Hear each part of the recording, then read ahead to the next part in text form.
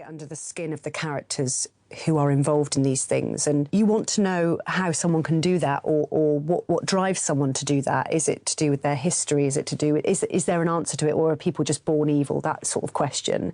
So it's really nice to get a feeling of where these people might come from, and well, maybe understand or investigate what they are and what makes people's dark sides take over the joy that you have as a small child. You see, I mean, I've got an 8-month-old at the moment, and the beauty and joy he has for life. How can that small child of anyone's turn into someone who can kill or abuse children, or what is it about people that, where does that come from? So that's really interesting to me.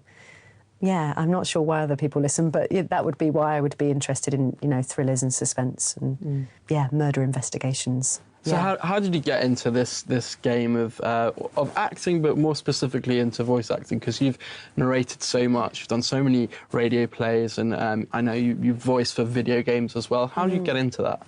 I started off, I won a competition called the Carlton Hobbs Competition, which is a radio drama company award at the end of my drama school training.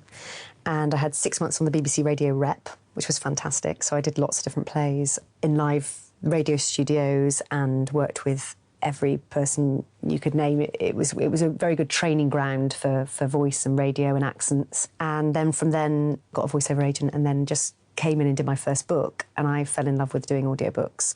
Because it opened up doors to different books that I would never have read, and also developed my, I think, acting technique and listening to accents and just prepping characters. I think it's a really good ground to just acting, you know, on TV and film, and I think all of it adds to that bubble that we have as an actor of lots of fingers in pies to make a living. If you think back to your time training, is voice or vocal techniques, is that an important part of an actor's training these days?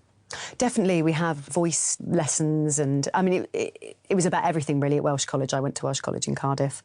It was you came out a very rounded actor. You did a bit of everything, but specifically my radio teacher there, Marilyn, she was very she sort of pushed me to go up for the audition for the BBC, and she helped me develop the technique of radio and mic technique, which is a specific technique. I mean, you can learn it quite quickly as an actor, but it's something that I feel is very inherent in me now. So I feel very comfortable in front of a mic. And so tell me some tricks that you have that people might be surprised about. Like, when you get into a recording studio, what are the things that you do? How do you use the mic?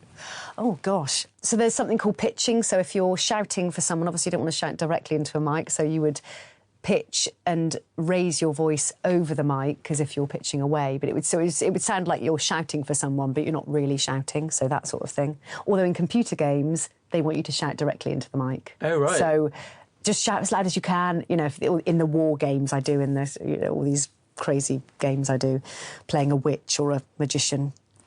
Or a small child of 10 shouting evil things. So that's one of the techniques. I suppose it's softening your voice and playing with the mic a bit with accents and trying to create the character.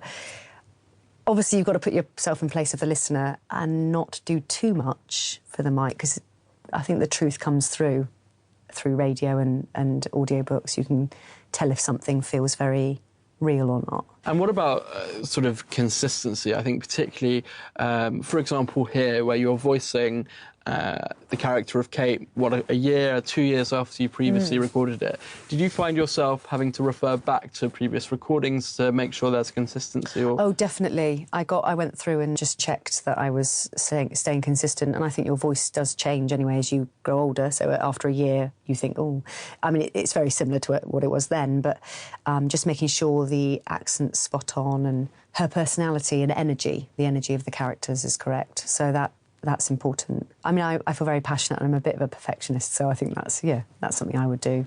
So, as a perfectionist, what does that mean for preparing for a job? Reading the book a couple of times? Yeah. So normally, well, I mean, now with 2 children, I've got to do it a bit quicker. But I read the book through once, and then I go through again, and I make sure that I've got all the characters noted down. I then work through any accents I want to give them, and bearing in mind that this is a continuation, I had to make sure I gave them the same accent as last time. Any new characters, and this has multiple voices, and at the time of me recording, the other parts, not all of them were cast, so I didn't want to give the characters too strong an accent, because if someone came in and I had done a northern To keep listening to this audiobook, I've left you a link in the description so you can do it, at no cost thanks to Audible's 30-day free trial.